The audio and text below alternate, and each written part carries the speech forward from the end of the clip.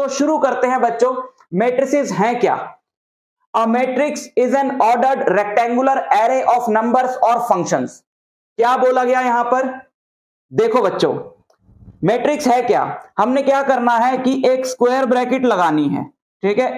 एक square bracket हमने लगाई और उस स्क्वायर ब्रैकेट के अंदर हमने रोज एंड कॉलम्स की फॉर्म में कुछ वैल्यूज लिखनी है। जैसे मैंने यहां पे सपोज लिखा 3, राइट, यहां लिखा 2, यहां लिखा 5, ये वैल्यूज नेगेटिव भी हो सकती हैं। यहां पे लिखा -4, यहां लिखा 6, यहां लिखा 7, और ये वैल्यूज कुछ भी हो सकती हैं। ये नेगेटिव भी हो सकती हैं, ये पॉजिटिव भी हो सकती हैं, ये सेम भी हो सकती हैं, ये डिफरेंट भी हो सकती हैं, ठीक है। तो स्क्वायर ब्रैकेट के अंदर हमने ये कुछ वैल्यूज लिखी, ठीक।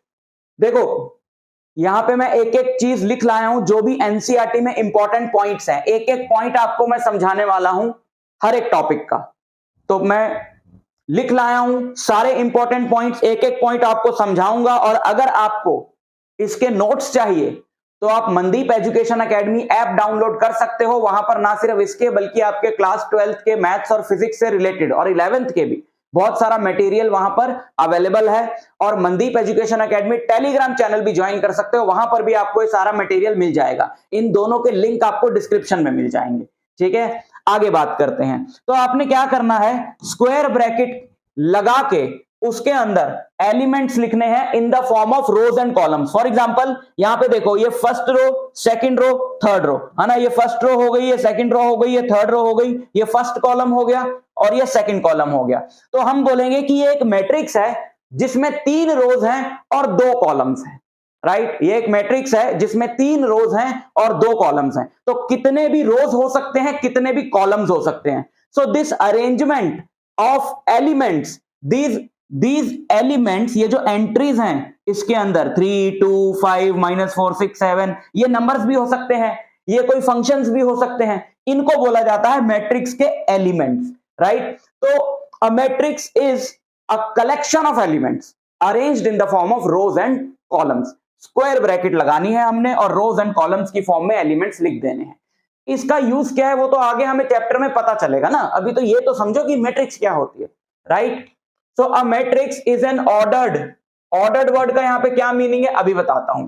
रेक्टेंगुलर एरे ऑफ नंबर्स और फंक्शंस। रेक्टेंगुलर एरे मतलब कि 2 डायमेंशनल, राइट। रेक्टेंगुलर एरे मतलब 2 dimensional arrangement of numbers. Array का मतलब यहां पर रेक्टेंगुलर एरे का सिंपल सा मतलब हो गया कि रोज एंड कॉलम्स की फॉर्म में, ठीक है। लेकिन रेक्टेंगल वर्ड से ये मत समझना कि रोज और कॉलम्स कभी इक्वल नहीं हो सकते। रेक्टेंगुलर एरे का बेसिकली मतलब है कि रोज एंड कॉलम्स की फॉर्म में अरेंजमेंट। रोज और कॉलम इक्वल भी हो सकते हैं, और अगर इक्वल होते हैं उसको भी रेक्टेंगल ही तो बोलते हैं। उसका स्पेशल नेम है स्क्वायर, वो अलग बात है, बट हर स्क्वायर रेक्टेंगल ही तो होता है ना। तो कितने भी रोज हो सकते हैं, कितने भी कॉलम्स हो सकते हैं, ठीक। तो ये जो हॉरिजॉन्टल वाले हैं इनको बोला जाता है रोज, और जो वर्टिकल वाले हैं इनको बोला जाता है कॉलम्स। जैसे ये जो मैट्रिक्स है, ये मैट्रिक्स है, इसमें ये 2 कॉलम्स हो गए और ये 3 क्या हो गई, रोज हो गई, राइट। फिर आता है मैट्रिक्स का ऑर्डर। ऑर्डर का मतलब होता है कि इसमें कितने रोज हैं और कितने कॉलम्स हैं वो लिखना। फॉर एग्जाम्पल हम बोलेंगे कि इस मैट्रिक्स का जो ऑर्डर है वो है ये। ऑर्डर का मतलब है नंबर ऑफ रोज इनटू का साइन नंबर ऑफ कॉलम्स। अब इसमें 3 रोज हैं और 2 कॉलम्स हैं, तो 3 इंटू 2 लिखा है ना, बट इसको इंटू नहीं पढ़ते हैं, इस साइन को हम लोग पढ़ते हैं बाय। इस साइन को हम लोग पढ़ते हैं बाय। तो 3/2 हम बोलेंगे कि इसका जो ऑर्डर है वो क्या है, 3/2, और इसका भी जो ऑर्डर है वो क्या है, 3/2। समझे? तो इसको बोलते हैं ऑर्डर। और जनरली ये ऑर्डर आपको बुक्स में यहां पर लिखा हुआ दिखेगा। मतलब ऐसा जरूरी नहीं है कि हमको जब भी मैट्रिक्स बनानी है हमको उसका ऑर्डर यहां पे लिखना ही लिखना है, लेकिन जनरली जब भी हम ऑर्डर लिखते हैं मैट्रिक्स का तो यहां पर लिखते हैं इस कॉर्नर में, ठीक है। और ऑब्वियसली अगर आप इन दोनों नंबर्स को मल्टीप्लाई कर दो जो ऑर्डर में है, जैसे 3 इंटू 6, 3 इंटू 2 आपने कर दिया, आंसर आया 6, तो वो क्या है, कितने एलिमेंट्स है मैट्रिक्स में वो आपको मिल जाएगा। तो 3 इंटू 2 आपने करा, आंसर आया 6, यानी कि इस मैट्रिक्स में कितने एलिमेंट्स हैं, 6 एलिमेंट्स। ठीक, समझ में आया? आगे बढ़ते हैं। तो order of a matrix, order of a matrix is number of rose into number of columns. For example, order of above matrix is 3/2. It is 3 into 2. It is read as 3/2. ठीक, अब कुछ इंपॉर्टेंट बातें, अभी तक वाली भी सारी important ही थी. A matrix is always represented by a capital alphabet. ये बहुत इंपॉर्टेंट है. किसी भी मैट्रिक्स का जब भी नाम लिखोगे, एनसीईआरटी की नोटेशन के अकॉर्डिंग हम चलें तो हमें हर मैट्रिक्स का जो नाम है, भाई अगर तुम इसकी बात कर रहे हो क्वेश्चन में आगे, तो तुम इसको बार बार थोड़ी लिखोगे इतना बड़ा, तो तुम इसको कुछ नाम दोगे. तो जब भी हम मैट्रिक्स को कोई नाम देते हैं, वो नाम हमेशा क्या होता है? कैपिटल अल्फाबेट होता है. राइट, याद रखनी है आपने ये बात. नाम हमेशा कैपिटल अल्फाबेट होता है. और मैट्रिक्स के जो एलिमेंट्स हैं, इसको मिटा देते हैं हम. उन एलिमेंट्स को हम कैसे रिप्रेजेंट करते हैं? जैसे ये एक मैट्रिक्स है, ठीक है. अब मैट्रिक्स का तो चलो सिंबल हो गया, कैपिटल अल्फाबेट से हमने उसको रिप्रेजेंट कर दिया. हर एक एलिमेंट को हम अलग सिंबल कैसे दें ताकि हम बता सकें कि हम कौन से एलिमेंट की बात कर रहे हैं? तो जैसे हमने इस मैट्रिक्स का नाम रखा कैपिटल ए, तो इसके एलिमेंट्स का हम नाम रखेंगे स्मॉल ए से. लेकिन ऑब्वियसली सबका नाम स्मॉल ए से तो रख नहीं सकते, क्योंकि फिर यूनिकनेस कहां रहेगी? आप स्मॉल ए लिखोगे तो क्या पता चलेगा आप कौन से एलिमेंट की बात कर रहे हो? तो हम क्या करते हैं, हम नाम के साथ एलिमेंट का उसका इंडेक्स भी लिखते हैं. और इंडेक्स का मतलब क्या होता है बच्चों? हम यहां पर दो छोटे छोटे नंबर्स लिखेंगे इसकी सबस्क्रिप्ट में. और वो नंबर्स क्या होंगे? वो नंबर्स होंगे इसके रो और कॉलम का नंबर. फॉर एग्जाम्पल, ये पहली रो का पहला कॉलम है ना, तो जब हम इसका नाम लिखेंगे, so we will write A11. Similarly इसका नाम जब हम लिखेंगे तो हम इसको क्या बोलेंगे? A12, बिकॉज ये पहली रो का दूसरा कॉलम है. इसको हम बोलेंगे A21, ये दूसरी रो का पहला कॉलम है. इसको हम बोलेंगे A22 क्योंकि ये दूसरी रो का दूसरा कॉलम है. और ये वाला हमारा हो जाएगा A31 और ये वाला हमारा हो जाएगा A3. समझ में आया? तो A11, A12, A21, A22, A31, A32. Right. तो ये जो हम नीचे लिख रहे हैं ना, इसको एलिमेंट का क्या बोलते हैं? ये जो हम यहां लिख रहे हैं इसको हम एलिमेंट का बोलते हैं इंडेक्स.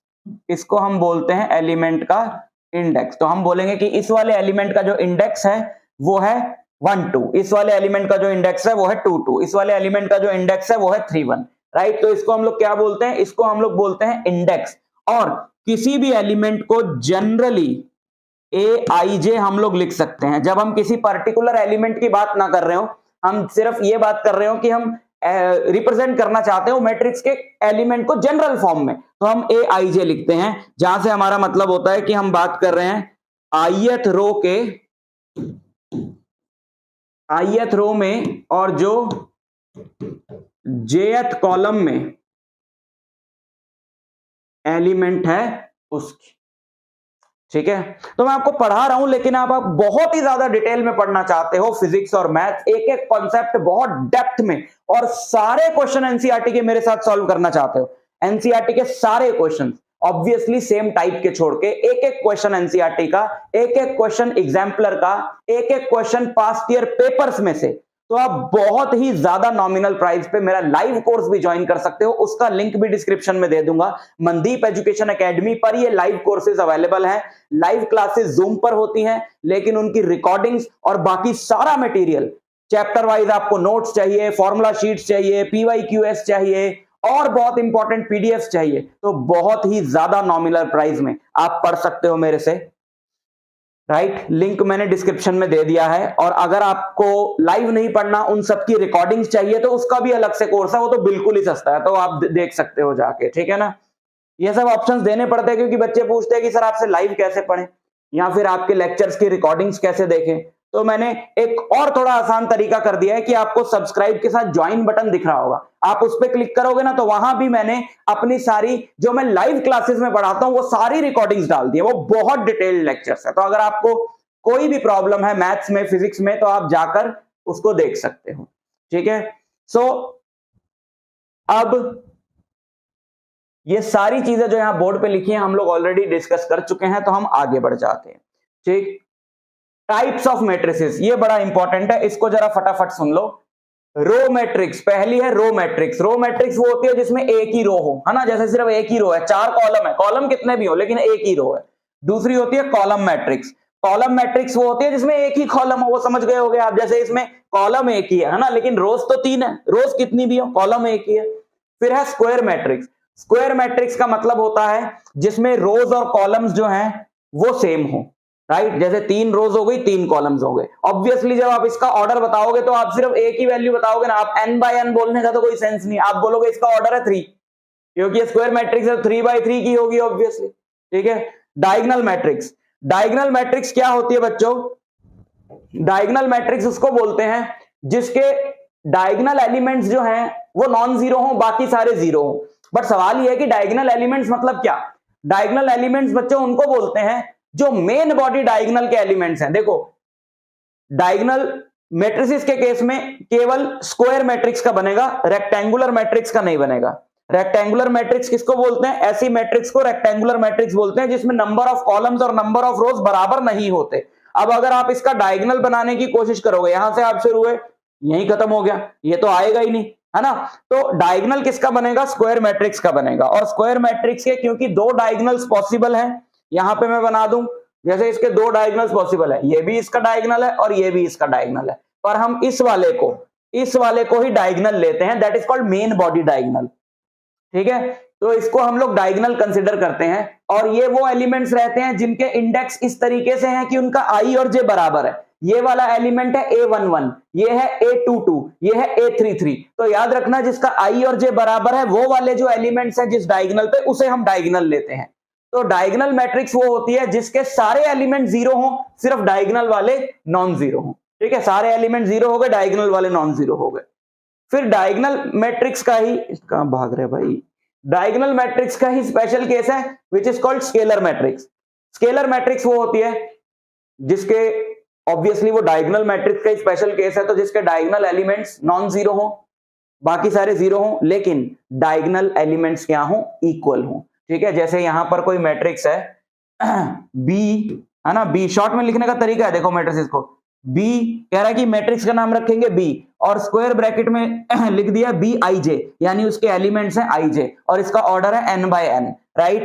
तो बी आई जे जीरो होगा जब भी आई और जे बराबर नहीं होंगे। तो ये जो एलिमेंट्स हैं इनका आई और जे बराबर नहीं है ना, आई और जे तो इनका बराबर है, तो जब भी आई और जे बराबर नहीं होंगे तो बी आई जे क्या होगा? जीरो। और बी आई जे के होगा जब भी आई और जे बराबर होंगे, यानी जब भी आई और जे बराबर होंगे, यानी 1 1 2 2 3 3, तो वो एलिमेंट सारे के बराबर होंगे, यानी एक सेम नंबर के बराबर, राइट। ये स्केलर मैट्रिक्स 2 2 2 है ना सारे। और स्केलर मैट्रिक्स का भी एक स्पेशल केस है which is called identity matrix, बहुत इंपॉर्टेंट है मैट्रिसेस में। इसको हम आई से रिप्रेजेंट करते हैं।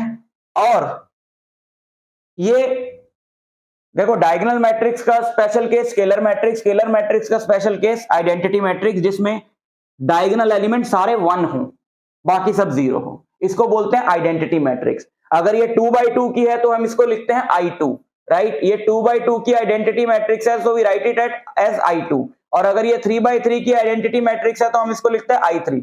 और लेकिन जब क्वेश्चन में बिल्कुल क्लियर ही हो तो हम सिर्फ I भी लिख सकते हैं। जब वो बिल्कुल क्लियरली बताओ कि 2 by 2 की बात हो रही है, 3 by 3 की बात हो रही है, तो लिखने की जरूरत नहीं होती, सिर्फ I लिख सकते हो, ठीक है। तो यहां पे ये I2 है बेसिकली, n जो है यहाँ पे 2 है क्योंकि 2 by 2 की मैट्रिक्स है ना, तो ये I2 हो गई, right. Zero matrix, zero matrix या नल मैट्रिक्स भी बोलते हैं, वो एक ऐसी मैट्रिक्स को बोलते हैं जिसके सारे एलिमेंट्स क्या हो? जीरो। इसका ऑर्डर कुछ भी हो सकता है, ठीक है। इसको हम कैपिटल O से रिप्रेजेंट करते हैं मैट्रिसेस में। Equality of matrices, 2 matrices equal तब कहलाती हैं, पहली बात तो उनका ऑर्डर सेम हो और हर कॉरेस्पॉन्डिंग एलिमेंट भी सेम हो, मतलब बिल्कुल आइडेंटिकल मैट्रिसेस। A और B इक्वल है, अगर A11 B11 के बराबर है, A12 B12 के बराबर है, A21 B21 के बराबर है, पहले तो इनका ऑर्डर सेम होना चाहिए और फिर एक एक एलिमेंट भी सेम होना चाहिए, यानी बिल्कुल आइडेंटिकल, है ना। यानी कि ये और ये दोनों क्या है? इक्वल। देखने से पता लग रहा है इक्वल, ठीक है। ओके, ये एक एनसीईआरटी में देखो फर्स्ट एक्सरसाइज इस पूरे कॉन्सेप्ट के बेसिस पे आप कर सकते हो 3.1, और बहुत ही इजी एक्सरसाइज है। अब जैसे यहां पे बोला है कि ये दोनों मैट्रिसेस बराबर हैं, ABCD की वैल्यू निकालो, तो अगर ये बराबर हैं तो ABCD की वैल्यू निकालो, अगर ये इक्वल है तो हर कॉरेस्पॉन्डिंग एलिमेंट दूसरी का इक्वल होगा, so we can say that first वाला जो इसका एलिमेंट है यानी 2A plus B that should be equal to 4। एक इक्वेशन अपने को ये मिल गई, और दूसरा A minus 2B will be equal to -3। तो अपने को ABCD की वैल्यू निकालनी है, तो यहां से इसकी वैल्यू तो हम निकाल ही लें, राइट। कैसे निकालेंगे, इसको हम लोग 2 से मल्टीप्लाई कर देते हैं, पहले एलिमिनेशन मेथड से निकाल लेते हैं। इस पूरी इक्वेशन को हम मल्टीप्लाई कर देते हैं 2 से, तो ये हो जाएगी 2A minus 2 into 2 4B minus 6। उसके बाद ये लिख लो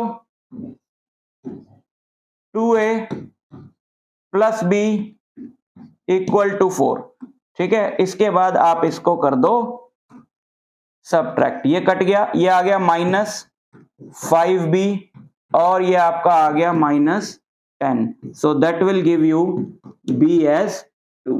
तो B अगर आपका 2 आ गया, यहां पे आप इसको रख दो, है ना, B की वैल्यू 2 यहां रख दो, तो ये हो जाएगा 2A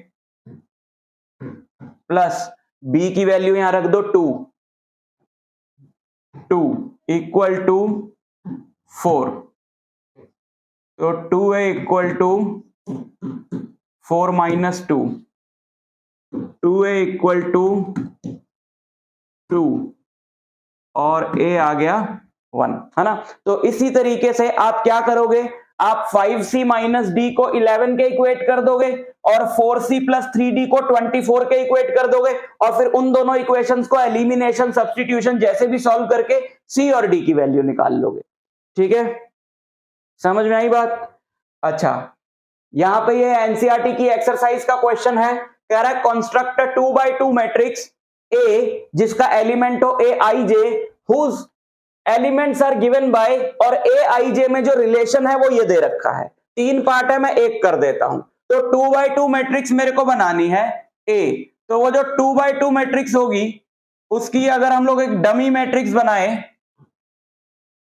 तो ये पहला एलिमेंट क्या होगा, ये पहला एलिमेंट होगा A11, फिर ये होगा A12, ये होगा A21 और ये होगा A22। तो बनाओ जरा, I और J में रिलेशन दे रखा है ना, तो A11 इसका I और J क्या है, 1 और 1, तो 1 + 1 का स्क्वायर डिवाइडेड बाय 2, 1 + 1 होता है 2, 2 का स्क्वायर 4, 4/2 2, तो ये आ गया। और A12 1 और 2 रखो यहां पे,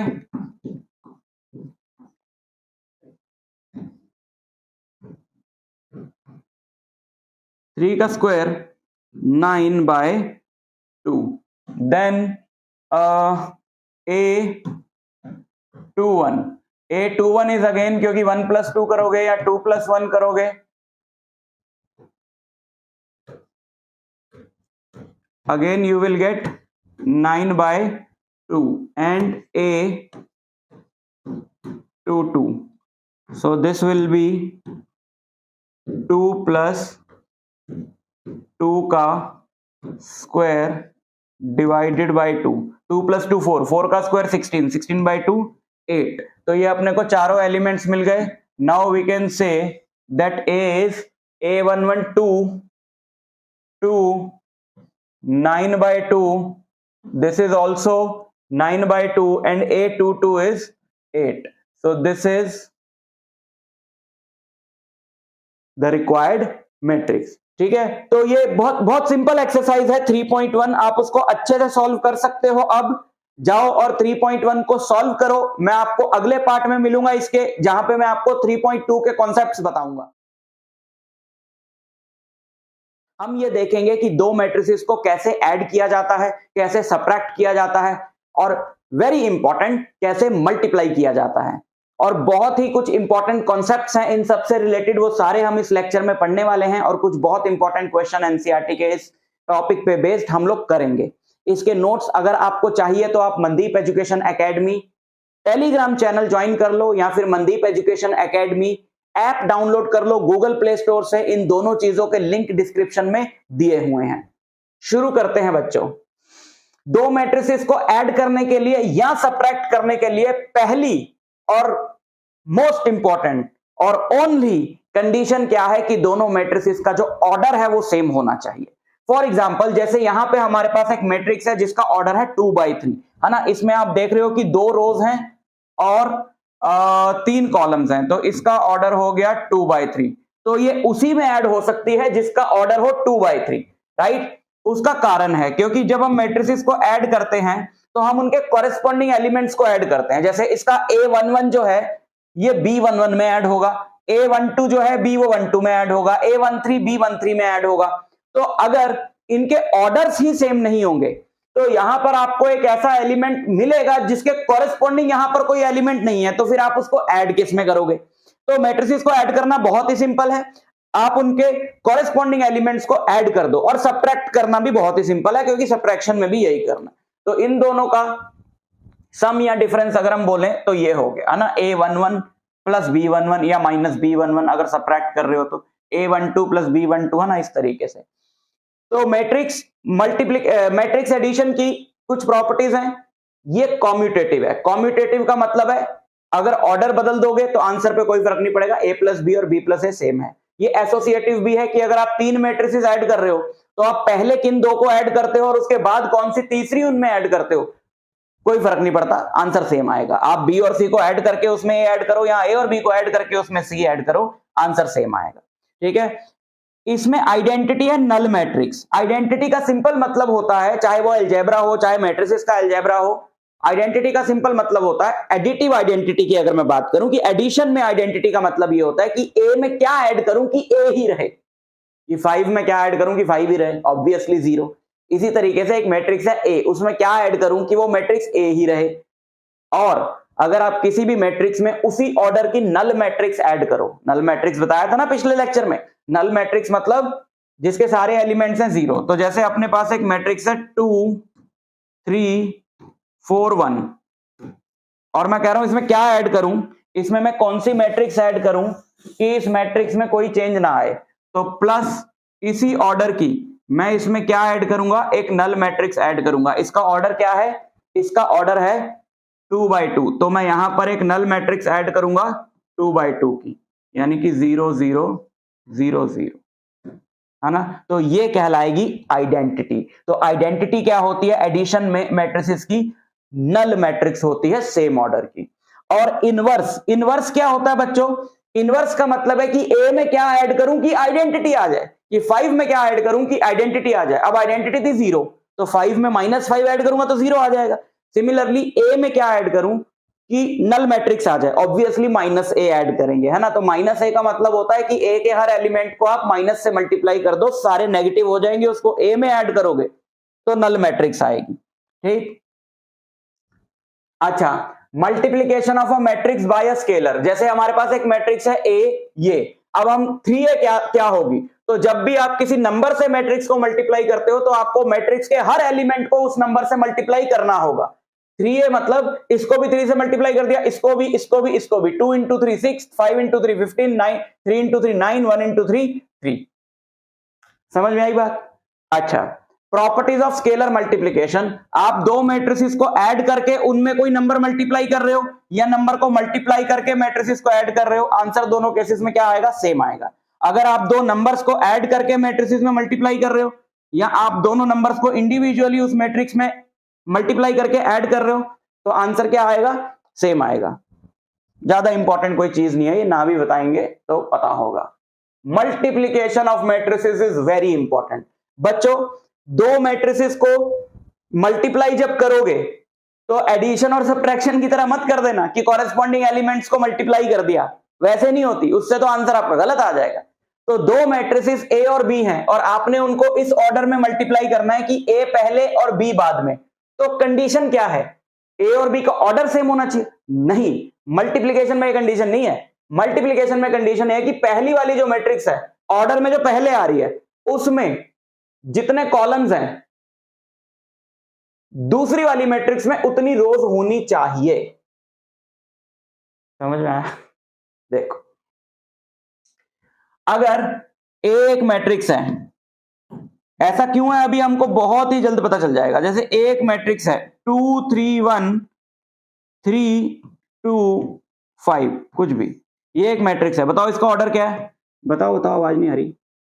2/3 है ना, 2 रोज हैं और 3 कॉलम्स हैं। अब मान लो एक और मैट्रिक्स है, तो वो अगर मैं चाहता हूं कि ए बी एग्जिस्ट करे, यानी ए और बी को मैं मल्टीप्लाई कर सकूं इसी ऑर्डर में ए बी, तो क्या करना होगा, इसमें कितने कॉलम्स हैं, 3, तो बी में 3 रोज होनी जरूरी हैं, बी में 3 रोज होनी जरूरी हैं, कॉलम्स कितने भी हों। ये देखो 3 2 1, ये 3 रोज है ना, देखो कॉलम तो एक ही है, कॉलम कितने भी हो 3 रोज होनी जरूरी है, तो इसका ऑर्डर क्या है 3/1। तो देखो ये है कंडीशन एग्जिस्ट करने की प्रोडक्ट, तो 3 number of rows in number of columns in A should be equal to number of rows in B, तो number of columns in A 3 है, number of rows in B भी 3 है। अब ये multiply हो सकती हैं, और इनको मल्टीप्लाई करके जो तीसरी मैट्रिक्स आएगी उसका जो ऑर्डर है, वो जो नंबर बच गए ना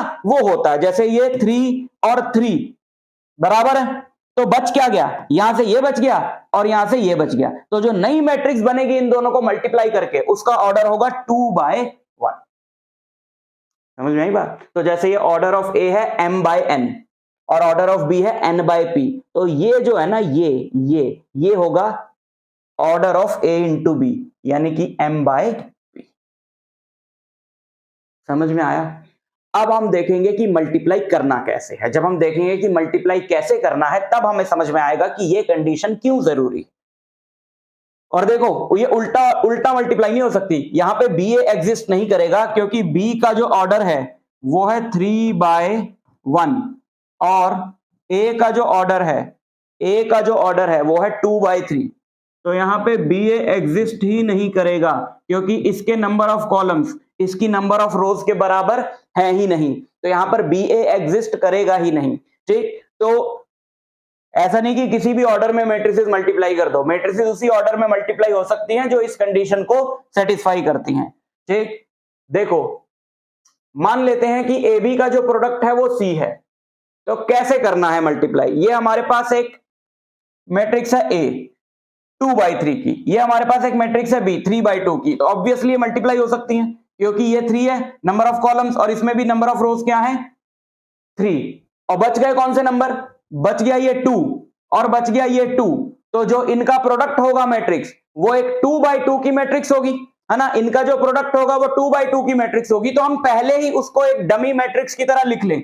मान लेते हैं कि ए बी का जो प्रोडक्ट है वो सी है, जैसे हमने पहले मान लिया, तो सी हो गया 2/2 की matrix, C11 C12 C21 C22।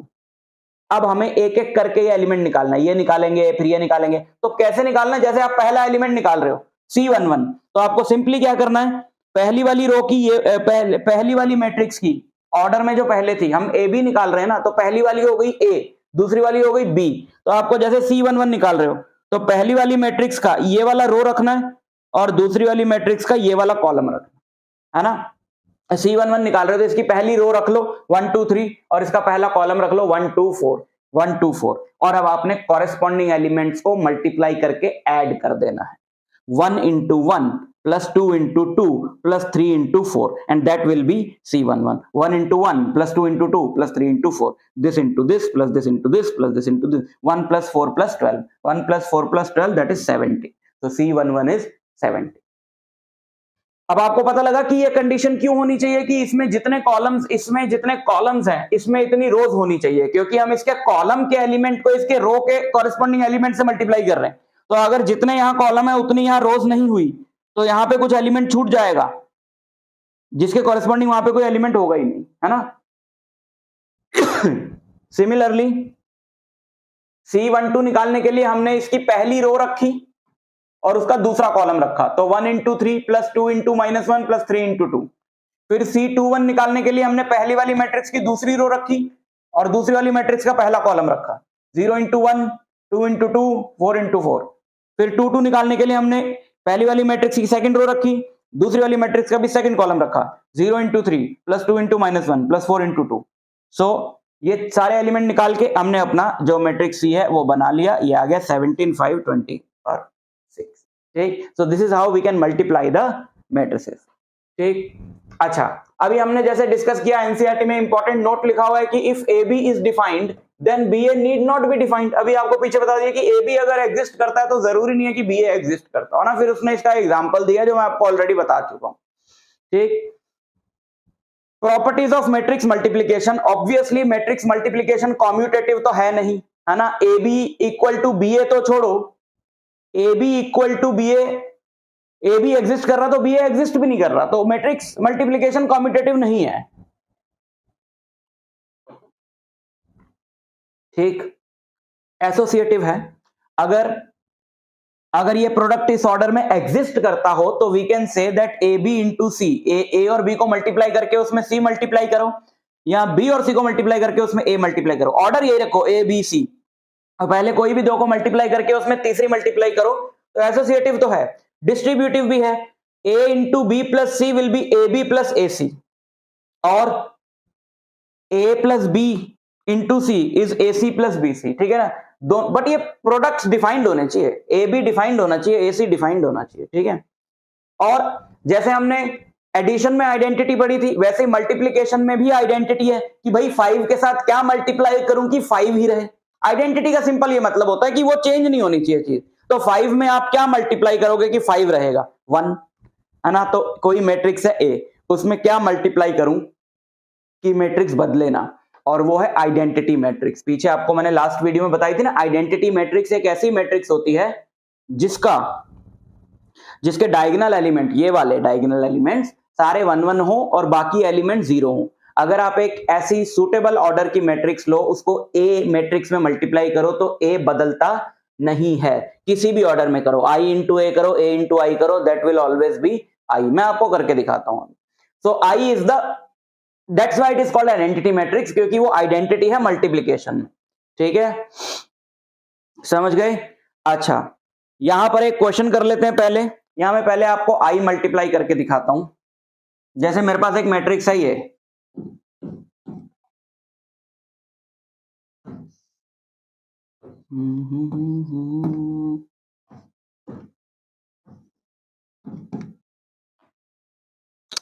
अब मैं इसमें आई मल्टीप्लाई करूं, कौन सा आई इसमें मल्टीप्लाई हो सकता है? इसका ऑर्डर है 3 रो 2 कॉलम, और मल्टीप्लाई वही मैट्रिक्स हो सकती है अगर इसमें 2 कॉलम है तो उसमें 2 रो होने चाहिए, तो मैं कौन सा आई लूं? अब आई तो स्क्वायर मैट्रिक्स है ना, तो अगर इस आई में नंबर ऑफ रोज 2 है तो ऑब्वियसली नंबर ऑफ कॉलम्स भी 2 होंगे, तो ये वाली आइडेंटिटी मैट्रिक्स इसके साथ मल्टीप्लाई हो सकती है। ठीक है, तो इनको मल्टीप्लाई करके हम दिखाएंगे कि दिस इंटू दिस करने पर यही मैट्रिक्स बनती है। तो ये इन दोनों का जो ये सेम है, तो जो मैट्रिक्स बनेगी इनको मल्टीप्लाई करके ऑब्वियसली वो 3/2 की होगी, क्योंकि यही बननी है तो ये 3/2 की है। ठीक है, तो उसका जो, उसको हम मान लें, उसको हम कुछ लेट कर लें सी, बाद में हम शो कर देंगे कि देखो सी जो है वो ए के बराबर है, तो हम उसको लेट कर लें सी, तो उसके जो डमी मैट्रिक्स बनेगी, कौन क्या ऑर्डर है 3/2, तो एक एलिमेंट ये होगा C11 C12 C21 C22 C31 C32, है ना। तो पहला एलिमेंट लिखें इसका C11, C11 होगा इसकी पहली रो, इसका पहला कॉलम, यानी कि 3 4 1 0, 3 into 1 3, 4 into 0 is 0. Now C12 मतलब कि इसकी पहली रो और इसका दूसरा column which is 0 1, right, 0 1, 3 into 0 is 0, 4 into 1 is 4, so this will be 4. Now we can find C21. C21 मतलब इसका दूसरा रो 2 0, इसका पहला कॉलम 1 0, so 2 0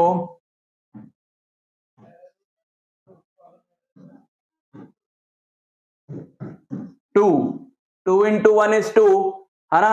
अगला C22 मीन्स इसकी दूसरी रो विच इज 2 0 और इसका second column which is 0 1, right. 2 into 0, 0 into 1, so that is 0। तो हम देख रहे हैं क्लियरली कि यही वाले एलिमेंट्स अपने को मिल रहे हैं, तो हम बाकी के दोनों भी निकाल सकते हैं। तो ये वाली जो मैट्रिक्स बनेगी इसको i से मल्टीप्लाई करके वो यही मैट्रिक्स होगी, ठीक।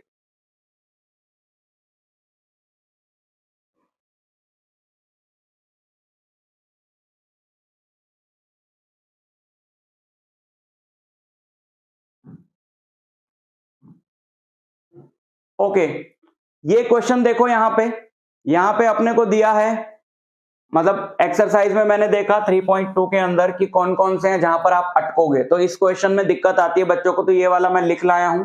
आपको मैं कोई एक पार्ट करा देता हूं और दूसरा पार्ट आप खुद करोगे। बहुत सिंपल है वैसे, कोई दिक्कत नहीं है कि 2x + 3y ये मैट्रिक्स है ना। 2x आप करते थे ना लीनियर इक्वेशंस इन 2 वेरिएबल्स, तो 2x + 3y ये मैट्रिक्स है और 3x + 2y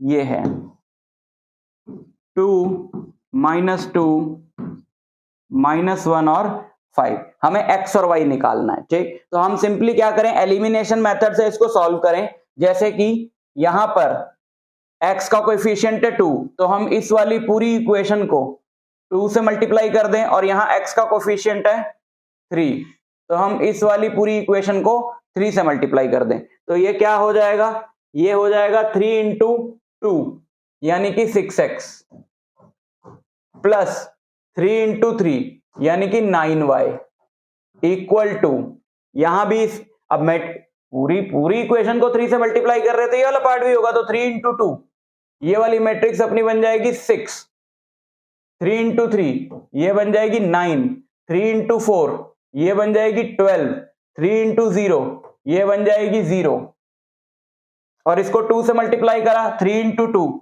ये कितना हो गया 6x plus 2 × 3 sorry 6x, 2 × 2 4y, so this is 4y equal to 2 × 2 4 -4 -2 10, 4 -4 -2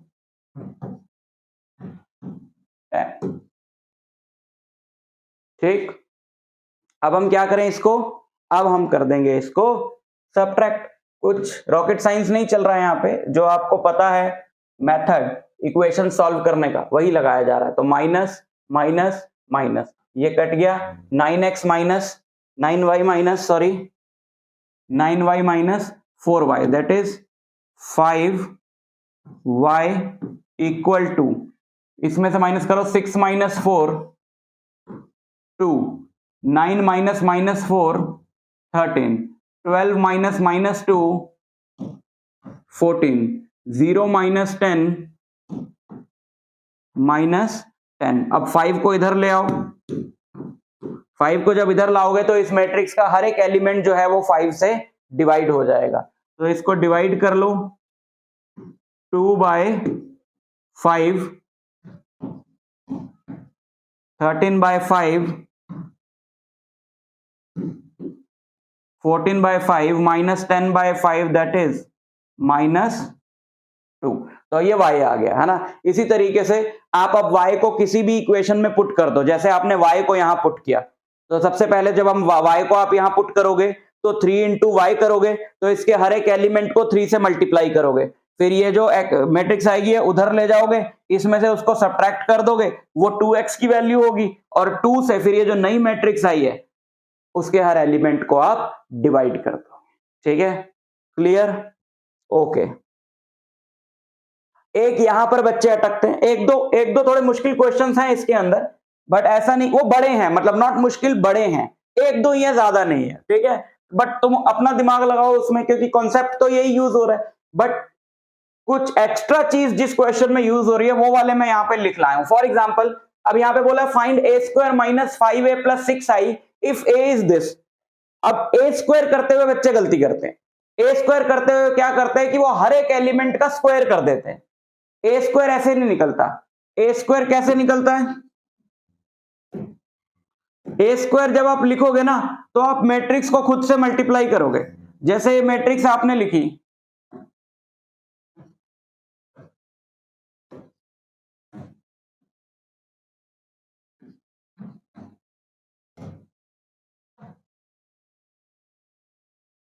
और फिर इसको इससे मल्टीप्लाई कर दो।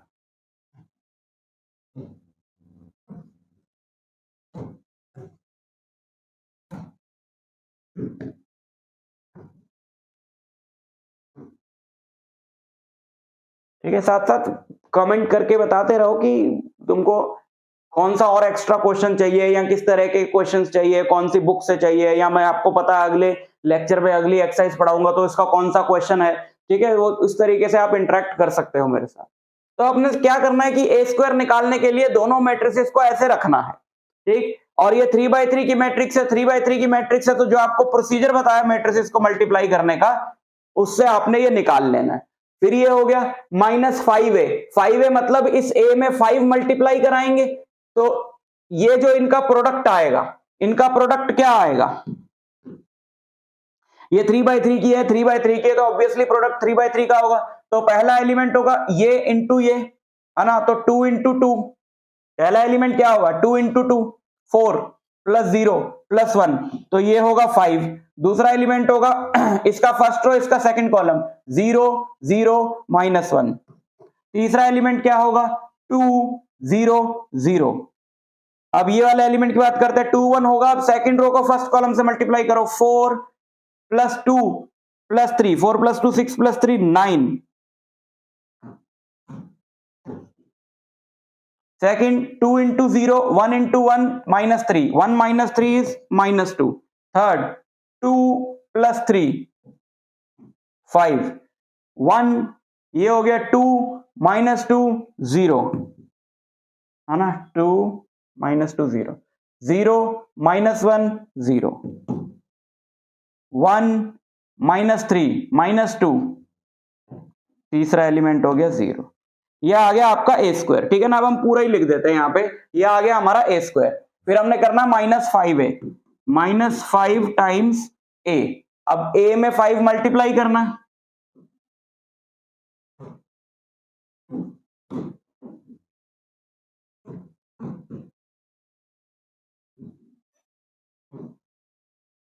और फिर लिखा है +6i। 6i मतलब, अब देखो i जो है यहाँ पे आइडेंटिटी मैट्रिक्स है, लेकिन ऑर्डर क्लियर नहीं करा हुआ ना। ऑब्वियसली यहाँ पे i जो है वो 3x3 ऑर्डर की होगी, वरना इन पूरे में मल्टीप्लाई नहीं होगी, क्योंकि मल्टीप्लाई वही मैट्रिसेस हो सकती है ना जिनका ऑर्डर सेम होता है। तो ये बन गई।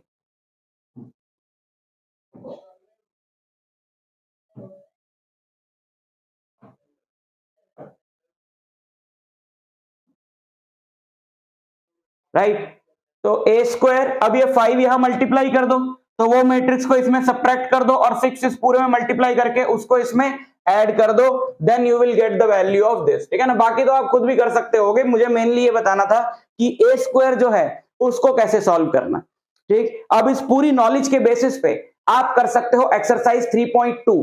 तो 3.2 सॉल्व करो, और मैं आपसे मिलता हूं अगले कॉन्सेप्ट में, which is the transpose of a matrix and symmetric and skew symmetric matrix. तो शुरू करते हैं बच्चों। ट्रांसपोज क्या होता है?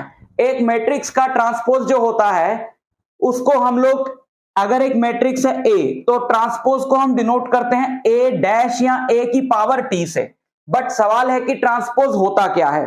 ट्रांसपोज का मतलब होता है बच्चों कि अगर आपके पास एक मैट्रिक्स है, जैसे यहां पे आपको एक मैट्रिक्स दिखाई दे रही है, ठीक, तो ट्रांसपोज का मतलब है अगर आप इस मैट्रिक्स के रोज और कॉलम्स को इंटरचेंज कर दो। जैसे इसका फर्स्ट रो है 2 3, तो फर्स्ट कॉलम हो जाए 2 3, है ना, और इसकी सेकंड रो है -1 5, और -1 5 सेकंड कॉलम हो जाए। इसकी थर्ड रो है 0 6, और थर्ड कॉलम 0 6 हो जाए। तो इस तरह की एक मैट्रिक्स बनेगी, है ना। इसकी फर्स्ट रो थी 2 3, तो इसका फर्स्ट कॉलम हो गया 2 3, सेकंड रो को सेकंड कॉलम बना दिया, थर्ड रो को थर्ड कॉलम बना दिया। यानी कि जो रोज हैं उनको कॉलम से और ऑब्वियसली जो कॉलम्स हैं वो रोज से इंटरचेंज हो गए। पहला कॉलम था 2 -1 0, तो इसकी पहली रो हो गई 2 -1 0। दूसरा कॉलम था 3 5 6, तो इसकी दूसरी रो हो गई 3 5 6। तो ये कहलाएगा इस मैट्रिक्स का ट्रांसपोज। समझ में आ गई बात। और इसको हम रिप्रेजेंट करते हैं जैसे कि मैंने बताया a की पावर t से, या फिर a की पावर t से, या फिर a डैश से। ठीक, क्लियर, ओके। ट्रांसपोज की क्या प्रॉपर्टीज हैं? सबसे पहली प्रॉपर्टी है ट्रांसपोज की, अगर तुम किसी एक मैट्रिक्स का ट्रांसपोज लेकर उसका फिर से ट्रांसपोज ले लो तो वापस तुमको वही मैट्रिक्स मिल जाएगी, है ना। सिंपल सी बात है। अभी जैसे हमने यहाँ पे इसका ट्रांसपोज लिया, आप फिर से ट्रांसपोज ले दें तो वापस यही मैट्रिक्स बन जाएगी। तो a डैश का डैश जो है वो a होगा। दूसरी प्रॉपर्टी है कि अगर आप मैट्रिक्स में कोई भी स्केलर मल्टीप्लाई करके ट्रांसपोज लेते हो, स्केलर मतलब कोई भी नंबर आपने मल्टीप्लाई किया, लास्ट लेक्चर में हमने डिस्कस किया था ना कि कोई भी नंबर किसी मैट्रिक्स में कैसे मल्टीप्लाई करते हैं, हमें उस नंबर को मैट्रिक्स के हर एलिमेंट से मल्टीप्लाई करना पड़ता है। तो अगर हम किसी नंबर को मैट्रिक्स से मल्टीप्लाई करके ट्रांसपोज लें या ट्रांसपोज लेकर मैट्रिक्स का उस नंबर को मल्टीप्लाई करें, आंसर सेम आता है। तीसरा, अगर हम दो मैट्रिसेस को ऐड करके ट्रांसपोज लें या दोनों मैट्रिसेस का ट्रांसपोज लेकर ऐड करें, आंसर सेम आएगा। और चौथा, अगर आप दो मैट्रिसेस को मल्टीप्लाई करके ट्रांसपोज ले रहे हो तो फिर आपको उनको ट्रांसपोज लेकर अगर मल्टीप्लाई करना है तो उल्टे ऑर्डर में मल्टीप्लाई करना होगा, है ना भाई। मल्टीप्लिकेशन का एक रूल होता है, मैंने आपको समझाया था लास्ट लेक्चर में कि मान लेते हैं कि A मेरे पास एक मैट्रिक्स है, A मेरे पास एक मैट्रिक्स है जिसका ऑर्डर मैं ले लेता हूं कि मान लो 1/2 है, और B मेरे पास एक मैट्रिक्स है जिसका ऑर्डर है 2/3, है ना। तो ये मल्टीप्लाई हो सकती है क्योंकि ए भी एग्जिस्ट करेगा, क्योंकि इसमें दो रोज हैं, सॉरी इसमें दो कॉलम्स हैं, इसमें दो रोज हैं, तो यही तो कंडीशन होती है ना। लेकिन उल्टा एग्जिस्ट नहीं करेगा, है ना। अब अगर मैं ए बी निकालता हूं, अगर मैं ए बी निकालता हूं तो आप जानते हो कि ए बी जो है उसका ऑर्डर क्या होगा, ए बी का ऑर्डर होगा, ये जो नंबर बच गए, है ना, ए बी जो मैट्रिक्स है उसका ऑर्डर होगा 1:3। क्लियर, समझ में आई बात। ए बी का जो ऑर्डर होगा वो 1:3 होगा। लेकिन अगर मैं ए बी का ट्रांसपोज ले लूं तो, अगर मैं ए बी का ट्रांसपोज ले लूं तो ट्रांसपोज का ऑर्डर 1:3 नहीं होगा, ट्रांसपोज का तो ऑर्डर बदल जाता है ना। जैसे ये मैट्रिक्स थी, इसका ऑर्डर था 3/2, तो इसके ट्रांसपोज का ऑर्डर था 2/3, तो उल्टा हो जाता है ऑर्डर। अब अगर इस ए बी मैट्रिक्स का ऑर्डर है 1/3 तो इसके ट्रांसपोज का ऑर्डर क्या होगा, इसके ट्रांसपोज का यानी ए बी ट्रांसपोज का ऑर्डर क्या होगा 3/1, राइट। अच्छा, अब इन दोनों मैट्रिसेस को जरा उल्टा करो। बी ट्रांसपोज क्या होगा, बी के ट्रांसपोज का ऑर्डर होगा, बी के ट्रांसपोज का ऑर्डर होगा 3/2, ए के ट्रांसपोज का ऑर्डर होगा, ए के ट्रांसपोज का ऑर्डर होगा 1/2 की बजाय ये हो जाएगा 2/1। अब ये मल्टीप्लाई हो सकती है ना। इनके ट्रांसपोज इस ऑर्डर में मल्टीप्लाई नहीं हो सकते। ए के ट्रांसपोज का ऑर्डर है, ए के ट्रांसपोज का ऑर्डर है 2/1, बी के ट्रांसपोज का ऑर्डर है इसका उल्टा यानी 3/2। तो अगर ए बी एग्जिस्ट करता है तो ऑब्वियसली उनका ट्रांसपोज एग्जिस्ट नहीं करेगा, क्योंकि फिर तो कंडीशन ही सेटिस्फाई नहीं होती। लेकिन अगर मैं ट्रांसपोज लेके उल्टे ऑर्डर में मल्टीप्लाई करूं, यानी कि मैं ए बी की बजाय बी ए करूं, तब ये मल्टीप्लाई हो सकती है, क्योंकि तब इनका ऑर्डर जो कंडीशन है वो मैच कर जाएगी और बी डैश ए डैश एक मैट्रिक्स बनेगी 3/1 ऑर्डर की, और वो यही मैट्रिक्स होती है। तो हम लोग कह सकते हैं कि जो ए बी होल का ट्रांसपोज है वो बी का ट्रांसपोज इंटू ए के ट्रांसपोज के बराबर आता है। ये रहा डिस्कशन आपके सामने, समझ में आई बात। अच्छा, तो ट्रांसपोज हमने पढ़ना क्यों है, ट्रांसपोज हमने पढ़ना है सिमेट्रिक और स्क्यू सिमेट्रिक मैट्रिक्स के लिए। सिमेट्रिक और स्क्यू सिमेट्रिक मैट्रिक्स क्या होती है, सिमेट्रिक मैट्रिक्स उसको बोलते हैं, सिमेट्रिक मैट्रिक्स उसको बोलते हैं जिसका ट्रांसपोज मैट्रिक्स के बराबर आए। समझ गए, एक ऐसी मैट्रिक्स जिसका ट्रांसपोज लो और वो वही मैट्रिक्स आ जाए वापस, उसको बोलते हैं सिमेट्रिक मैट्रिक्स। बट ऑब्वियसली इसके लिए ये जरूरी है कि जो आपकी मैट्रिक्स है वो स्क्वायर मैट्रिक्स हो, क्योंकि अगर वो रेक्टेंगुलर मैट्रिक्स होगी, सपोज वो एक रेक्टेंगुलर मैट्रिक्स है 3/2 की, तो उसका ट्रांसपोज लोगे तो ऑर्डर तो 2/3 हो जाएगा। तो रेक्टेंगुलर मैट्रिक्स का ट्रांसपोज कभी भी मैट्रिक्स के बराबर नहीं होता, तो रेक्टेंगुलर मैट्रिक्स सिमेट्रिक नहीं हो सकती। अगर हमको सिमेट्रिक मैट्रिक्स चाहिए, यानी एक ऐसी मैट्रिक्स चाहिए जिसका ट्रांसपोज उसके बराबर हो, तो ये पहली कंडीशन तो ये है कि वो स्क्वायर मैट्रिक्स होनी चाहिए, ठीक है। और दूसरी कंडीशन क्या है अभी पता चलेगा। पहली कंडीशन तो ये है कि वो स्क्वायर मैट्रिक्स होनी चाहिए। तो हम एक स्क्वायर मैट्रिक्स बनाते हैं 3x3 की।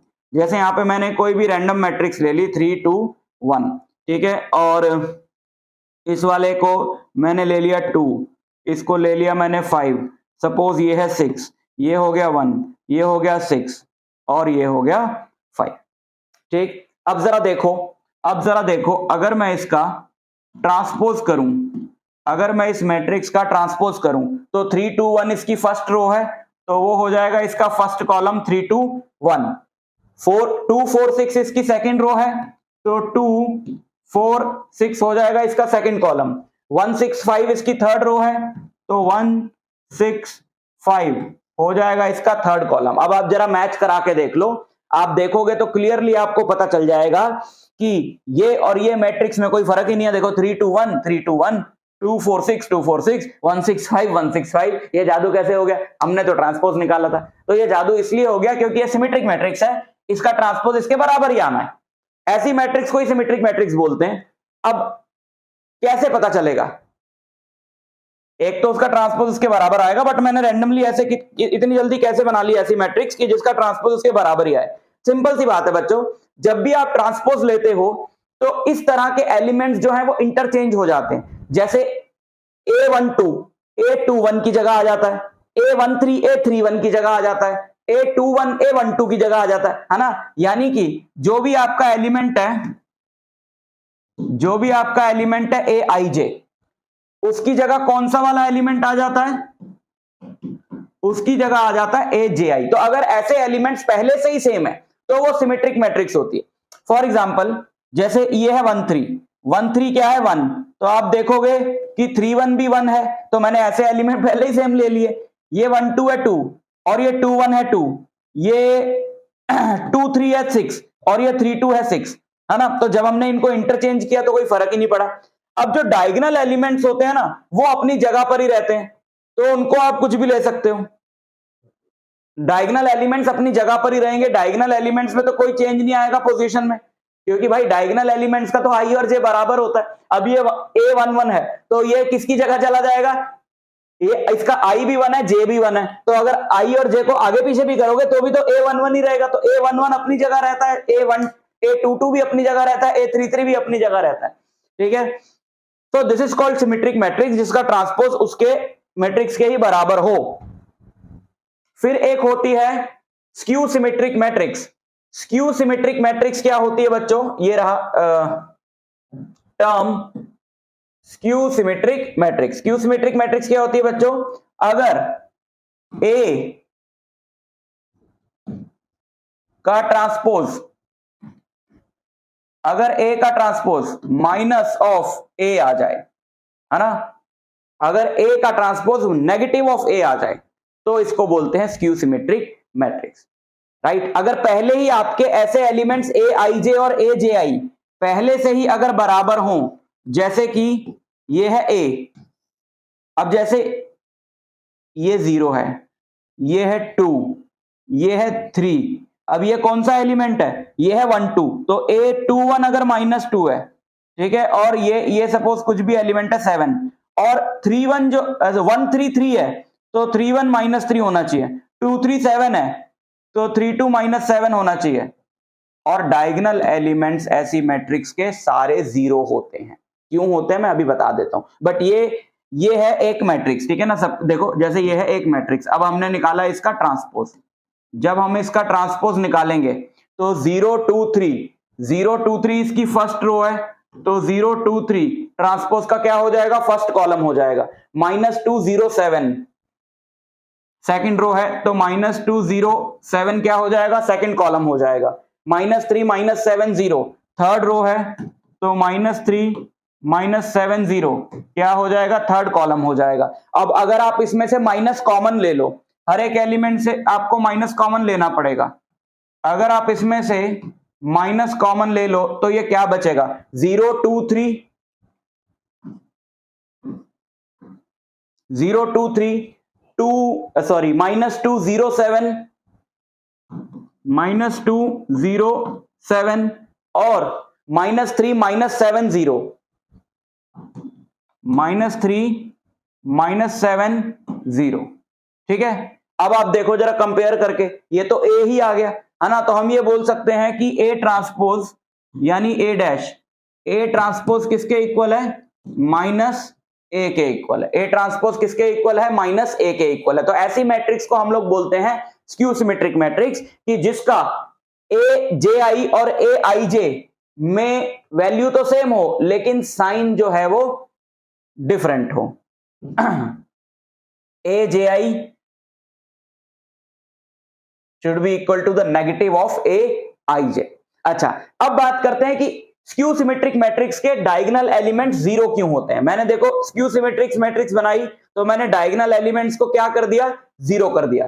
तो स्क्यू सिमेट्रिक मैट्रिक्स के डायगोनल एलिमेंट जीरो क्यों होते हैं? क्योंकि सोचो, अगर इसके डायगोनल एलिमेंट्स नॉन जीरो होते और डायगोनल एलिमेंट्स की तो पोजीशन चेंज ही नहीं होती। मान लो ये होता है 1 2 3, तो ये होता 1 2 3, क्योंकि डायगोनल एलिमेंट्स की तो पोजीशन ही चेंज नहीं होती ट्रांसपोज लेते हुए, तो ये होता 1 2 3। तो आप माइनस कॉमन लेते हैं तो ये होता -1 -2 -3, जबकि ओरिजिनल में 1 2 3 था, तो कभी भी वो a के बराबर आ ही ना पाता, है ना। तो डायगोनल एलिमेंट्स जो हैं वो जीरो होना जरूरी है, और इसका एक छोटा सा प्रूफ भी है। अब डायगोनल एलिमेंट के लिए i और j बराबर होते हैं, है ना। और सिमेट्रिक मैट्रिक्स क्या कंडीशन सेटिस्फाई कर रही है? सिमेट्रिक मैट्रिक्स कंडीशन सेटिस्फाई कर रही है कि AJI और AJI इक्वल टू -AIJ होता है।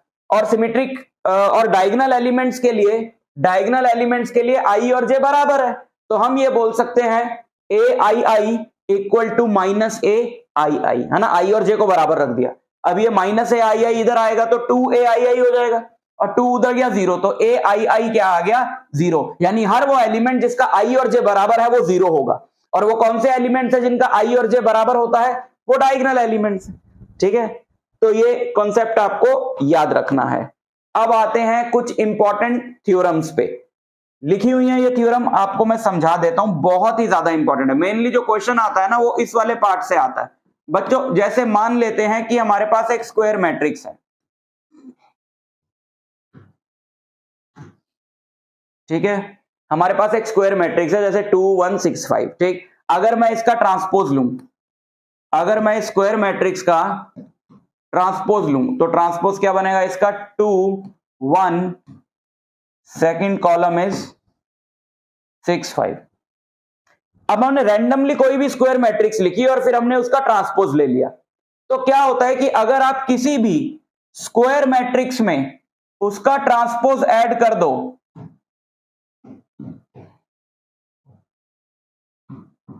कोई भी रैंडम स्क्वायर मैट्रिक्स ली, उसका ट्रांसपोज लिया, अब अगर हम उस स्क्वायर मैट्रिक्स में उसका ट्रांसपोज ऐड कर दें 2 + 2, 2 + 2 ये क्या आएगा? 4।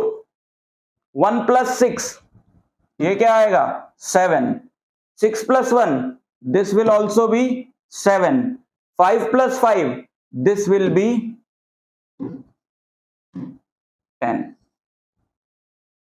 है ना। तो आप देख सकते हो कि ये क्या है? ये है सिमेट्रिक मैट्रिक्स। यही इंपॉर्टेंट थ्योरम है कि आप रैंडमली कोई भी स्क्वायर मैट्रिक्स लो और उस स्क्वायर मैट्रिक्स का ट्रांसपोज उसमें ऐड कर दो, then you will always get a symmetric matrix. ठीक है, this will always be this a + a dash या a + at, this will always be a symmetric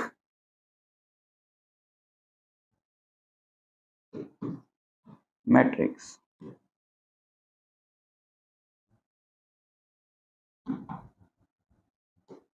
this will always be a symmetric matrix. ठीक है, clear हो गया। अच्छा, अब अगर आप इसमें से इसका ट्रांसपोज ऐड नहीं करते, सब्ट्रैक्ट करते, अब इसका ट्रांसपोज सब्ट्रैक्ट करा, 2 - 2, 2 - 2 क्या हो गया? 0। 1 - 6, 1 - 6 हो गया -5। 6 - 1, 6 - 1 इज 5। 5 - 5, 5 - 5 इज 0। क्लियरली पता लग रहा है ये स्क्यू सिमेट्रिक मैट्रिक्स है ना। ये सिमेट्रिक मैट्रिक्स है, ये स्क्यू सिमेट्रिक मैट्रिक्स है। कैसे? इसका ट्रांसपोज लेके देखो, इसका ट्रांसपोज क्या होगा? मान लेते हैं इस मैट्रिक्स का नाम है P, मान लेते हैं इस मैट्रिक्स का नाम है P, तो इसका ट्रांसपोज क्या होगा?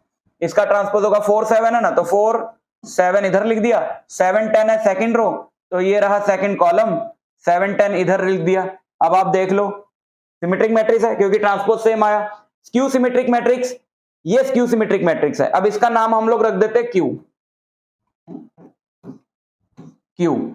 तो ये आ गया हमारा, इसका ट्रांसपोज लो जरा, इसका transpose low, Q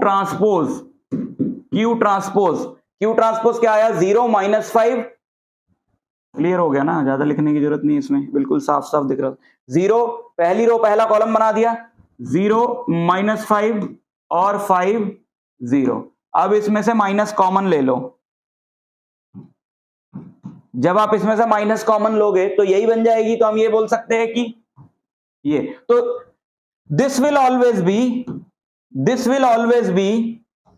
a skew symmetric matrix, right? This will always be a skew symmetric matrix.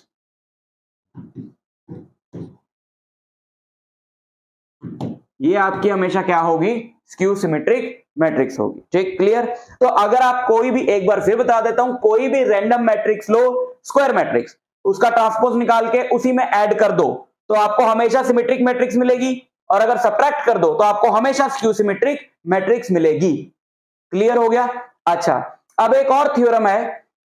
अब जरा ध्यान से देखो, अगर मैं P और Q को ऐड कर दूं, ये जो हमने मैट्रिसेस ली थी इनको अगर मैं ऐड कर दूं तो P क्या था? देखो P क्या था? A प्लस ये, और Q क्या था?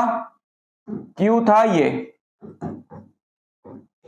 ठीक, तो मैं सारा आपको कॉन्सेप्ट समझा रहा हूं, लेकिन अगर आप मेरे साथ लाइव पढ़ना चाहते हो तो एक एक क्वेश्चन मैं अपनी क्लासेस में सॉल्व करवाता हूं। एनसीईआरटी का हर एक टाइप का क्वेश्चन, एनसीईआरटी एग्जाम्पलर करवाता हूं, पास्ट ईयर पेपर्स करवाता हूं। ठीक है, एक एक कॉन्सेप्ट इन डेप्थ में हम लोग पढ़ते हैं वहां पे। तो आप लाइव कोर्स ज्वाइन करना चाहते हो तो मैंने लिंक डिस्क्रिप्शन में दे दिया है, आप वहां से जाके देख सकते हो। और अगर आपको लाइव कोर्स अटेंड करने का टाइम नहीं है तो आप सिर्फ रिकॉर्डेड कोर्स भी ले सकते हो, जिसके अंदर सारी लाइव क्लासेस में जो भी मैं रिकॉर्डिंग्स देता हूं, और लाइव क्लास के अंदर तो रिकॉर्डिंग्स रहती ही रहती हैं, लेकिन अगर आपको सिर्फ रिकॉर्डेड कोर्स चाहिए तो उसका भी ऑप्शन मैंने दे दिया है।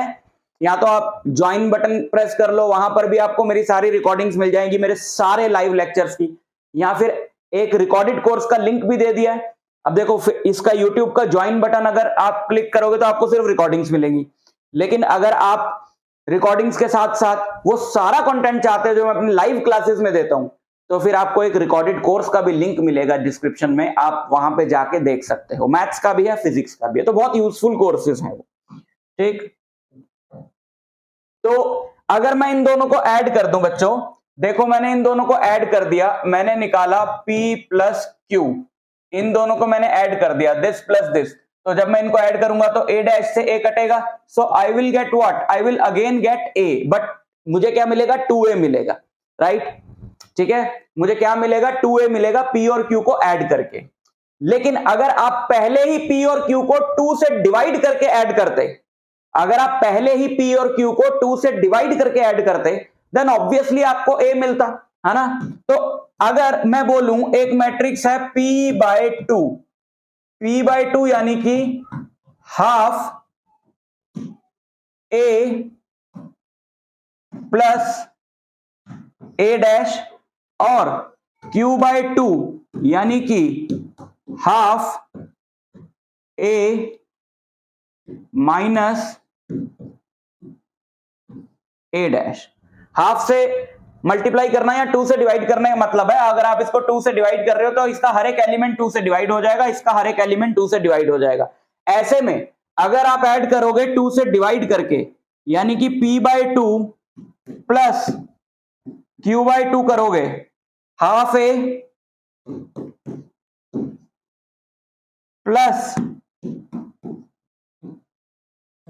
Half A dash plus half A minus half A dash. तो आप देख लो क्लियरली, हाफ A डैश से हाफ A डैश कट गया, तो आपको क्या मिलेगा? आपको मिलेगा A plus A by 2 plus A by 2, that is A, right? तो अगर आपकी जो मैट्रिक्स है यार, अगर आपकी ये मैट्रिक्स सिमेट्रिक है, तो अगर आपके हर एक एलिमेंट को इसको 2 से डिवाइड भी कर दोगे तो भी तो सिमेट्रिक ही रहेगी ना यार। हम एलिमेंट थोड़ी चेंज कर रहे हैं। अभी इसको 2 से डिवाइड कर दिया, ये 2 हो गया, 7/2 ये 5। तो फिर जब इसको ट्रांसपोज लोगे तो ये 2 है, ये 7/2 है, तो ये 2 7/2 हो जाएगा, 7/2 5 हो जाएगा ना। तो सेम ही तो रहेगी ना मैट्रिक्स। तो 2 से डिवाइड करके भी अगर वो मैट्रिक्स सिमेट्रिक है तो 2 से डिवाइड करके भी सिमेट्रिक ही रहेगी, और अगर वो स्क्यू सिमेट्रिक है तो 2 से डिवाइड करके भी स्क्यू सिमेट्रिक ही रहेगी। यानी कि ये वाली जो मैट्रिक्स है P/2 यानी कि A + A'/2 ये है सिमेट्रिक मैट्रिक्स, है ना, ये है सिमेट्रिक मैट्रिक्स। और ये जो Q/2 है, Q/2 यानी कि ½ A - A', ये हमारी क्या है, स्क्यू सिमेट्रिक मैट्रिक्स। ठीक है, इसको हम SM लिख देते हैं शॉर्ट में, और इसको हम SSM लिख देते हैं, यानी स्क्यू सिमेट्रिक मैट्रिक्स। अब इस पे क्वेश्चन आता है। क्वेश्चन में वो पूछता है, एक स्क्वायर मैट्रिक्स दे देता है और बोलता है कि शो करो कि ये स्क्वायर मैट्रिक्स एक सिमेट्रिक और स्क्यू सिमेट्रिक मैट्रिक्स के सम की फॉर्म में एक्सप्रेस की जा सकती, राइट। कोई स्क्वायर मैट्रिक्स दे देगा और बोलेगा express this matrix as a sum of a symmetric and a skew symmetric matrix. ठीक है, तो आपको दो मैट्रिसेस निकालनी है, उन दोनों का सम वो मैट्रिक्स होनी चाहिए जो आपको क्वेश्चन में दी है, और उनमें से एक सिमेट्रिक होनी चाहिए, एक स्क्यू सिमेट्रिक होनी चाहिए, राइट। तो आप क्या कैसे करोगे, आप उसका ट्रांसपोज निकालोगे, उसमें ऐड करोगे, 2 से डिवाइड कर दोगे, ट्रांसपोज निकालोगे, सब्ट्रैक्ट करोगे, 2 से डिवाइड कर दोगे, तो ये दोनों मैट्रिसेस जो है ये सिमेट्रिक है, स्क्यू सिमेट्रिक है, और दोनों का सम ए है। तो एक आंसर आपका ये होगा, एक आंसर आपका ये होगा। ऐसे क्वेश्चन है एनसीईआरटी में। जैसे कि मैं मान लूं कि एक मेरे पास ये मैट्रिक्स है 3/3 की,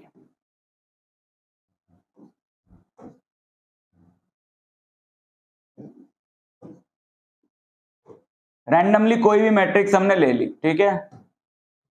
ये अब हमको बोला है कि express this matrix as a sum of a symmetric matrix and a skew symmetric matrix. तो हम एक्सप्रेस करते हैं इसको as a sum of symmetric matrix and as a skew symmetric matrix. तो सबसे पहले हम A + A' निकालें। सबसे पहले A + A' निकालने के लिए सबसे पहले तो आप A' निकालो, यानी कि इसका ट्रांसपोज निकालो A'। तो A' हो गया, ये पहली रो है, ये इसका पहला कॉलम बना दिया, ये दूसरी रो है, ये दूसरा कॉलम बना दिया, ये तीसरी रो है, और ये तीसरा कॉलम बना दिया। अब हम इनको ऐड करेंगे और रिजल्ट को 2 से डिवाइड करेंगे।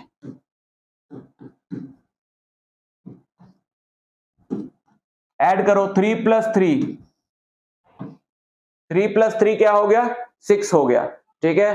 2 + 0, 2 + 0 2 हो गया, 1 + 6 7 हो गया, 0 + 2 2 हो गया, 2 + 2 4 हो गया, 5 + 1 6 हो गया, 6 + 1 7 हो गया, 1 + 5 6 हो गया, 3 + 3 6 हो गया, ठीक है। तो ये है, और साथ में हम यहां पर आगे मल्टीप्लाई कर देंगे हाफ, या फिर हम बोलें कि हम 2 से इसको कर देंगे डिवाइड।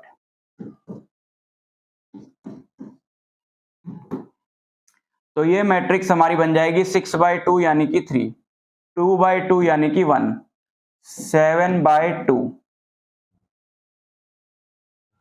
हाथ की प्रैक्टिस जारी है लिखने की। पता नहीं क्या हो गया मेरे हाथ को भाई साहब, मोड़ के मैं लिख ही नहीं पाता हूँ। तुम लोग कमेंट करते हो कि सर आप कैसे स्टाइलस पकड़ते हो, अजीब लगता है आपका हाथ। अरे प्रैक्टिस कर रहे हैं भाई, पता नहीं क्या दिक्कत आ गई। 2/2 1, 4/2 2, 6/2 3, 7/2 is 7/2, 6/2 3, 6/2 3 बहुत है इसमें। तो एक मैट्रिक्स हो जाएगी ये, राइट, और दूसरी मैट्रिक्स हो जाएगी आपकी ½ A - A'। दूसरी मैट्रिक्स हो जाएगी ½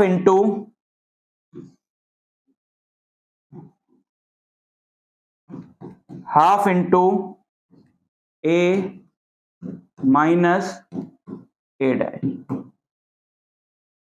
हाफ माइनस करो, 3 - 3 0, 2 - 0 2, ये क्या था, 1 था ना ये, हाँ, 1 - 6 -5, 0 - 2 -2, 2 - 2 0, 5 minus 1 4, 6 minus 1 5, 1 minus 5 minus 4 और आखिरी वाला एलिमेंट तो आएगा ही 0। ठीक है, क्लियर। अच्छा, तो हाँ, तो अब आप इसको कर दो 2 से डिवाइड। ठीक, इसको कर दो 2 से डिवाइड। ठीक, आप इसको कुछ एक सिंगल नाम दे दो जो भी आपका मन करे। इसको m बोल दो, इस मैट्रिक्स को हम लोग बोल दें m और इस वाली मैट्रिक्स को हम लोग बोल देंगे n। तो n क्या हो गया, 2 से डिवाइड करो, 0 1 minus 5/4, 0 1 minus 5/4, -1 0 2, -1 0 2, 5/2, 5/2 minus 4/2, 0/2, that is 0। ठीक, क्लियर। तो ये दो मैट्रिसेस हैं जो आपको बताना है। वो कह रहा है ना, express this matrix as a sum of a symmetric matrix and a skew symmetric matrix. तो ये वाली जो मैट्रिक्स है वो m और n का सम है। आप रफ में ऐड करके देख सकते हो, आपको क्वेश्चन में नहीं दिखाना। तो ये दोनों आपके आंसर हैं। You will say this A is the sum of m and n where m is a symmetric matrix and n is a skew symmetric matrix. इन दोनों का सम ये आएगा। समझ में आई बात। तो इस के बेसिस पे आप जाकर अपनी पूरी आखिरी जो एक्सरसाइज है आपके मैट्रिसेस चैप्टर की उसको कर सकते हो। कहीं भी आपको डाउट नहीं आएगा, सारे कॉन्सेप्ट्स हमने डिस्कस कर लिए। फिर भी कोई डाउट आएगा तो कमेंट सेक्शन में बता देना। मैं मैट्रिक्स के असाइनमेंट पे वीडियो बना दूंगा जिसमें मैं वो क्वेश्चन सॉल्व कर दूंगा। तो मैं आपसे मिलता हूं नेक्स्ट लेक्चर में, तब तक के लिए ऑल द वेरी